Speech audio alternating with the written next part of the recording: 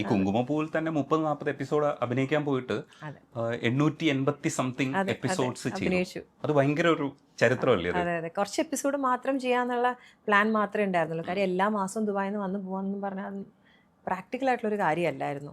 അപ്പം കുറച്ച് ദിവസമേ ഉണ്ടാവുള്ളൂ, അത് ചെയ്ത് കഴിഞ്ഞാൽ കഴിഞ്ഞു, ആ കഥാപാത്രം മരിച്ചു പോകുമായിരുന്നു ആദ്യമേ. അപ്പം ഉണ്ടാവില്ല എന്നുള്ളൊരു നമുക്ക് കൊല്ലാൻ തോന്നിയില്ല.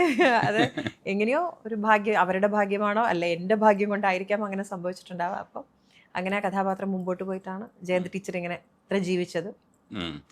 ഇപ്പോഴും ജീവിക്കുന്നത്. കാരണം ദൃശ്യം ഇത്രയും ഹിറ്റായിട്ടും ദൃശ്യത്തിൽ ഒരുപാട് ഈ പറയുന്ന കന്നഡയും തമിഴും ഒക്കെ ഇറങ്ങിയതിന് ശേഷവും നമ്മൾ ഗീതാ പ്രഭാകർക്കൊപ്പം തന്നെ ജയന്തി ടീച്ചർ ഓർക്കുന്നുണ്ട്. ഇപ്പൊ പലരും വന്ന് ഇപ്പോഴും കെട്ടിപ്പിടിക്കാറുണ്ടെന്ന്. അതെ അതെ ഇപ്പോഴും കെട്ടിപ്പിടിക്കാറുണ്ട്. എപ്പോഴും പെർഫോമൻസസിന് പോകുമ്പം ഏറ്റവും കൂടുതൽ പബ്ലിക്കിൽ നമ്മൾ സംസാരിക്കുമല്ലോ, കളിച്ച് കഴിയുമ്പോൾ കളിക്കുന്നതിന് മുന്നേ നമ്മൾ ചെയ്യാൻ പോകുന്ന ഐറ്റം എന്താണെന്നുള്ളത് നമ്മൾ പറഞ്ഞിട്ടാണ് കളിക്കുക. നമ്മൾ എന്താണ് ചെയ്യാൻ പോകുന്നത്, എന്താണ് കഥയെന്നോ അല്ലെങ്കിൽ നമ്മൾ പറയാൻ ഉദ്ദേശിക്കുന്നത് എന്താണെന്ന് എല്ലാവർക്കും മനസ്സിലാവും. പറയും ആദ്യം. പറയുമ്പോൾ അവരോട് സംസാരിക്കുമ്പോൾ കിട്ടുന്ന ഒരു വൈബ് എന്താ വെച്ചാൽ എല്ലാവർക്കും സന്തോഷം, നിങ്ങളെ കാണാൻ കഴിഞ്ഞാൽ സന്തോഷം.